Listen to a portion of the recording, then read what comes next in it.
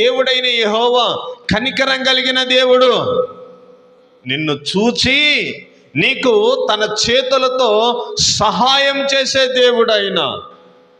వాక్యంలో భక్తుడు అంటాడు కదా, ఆయన ఆపత్కాలంలో నమ్ముకొనదగిన సహాయకుడు.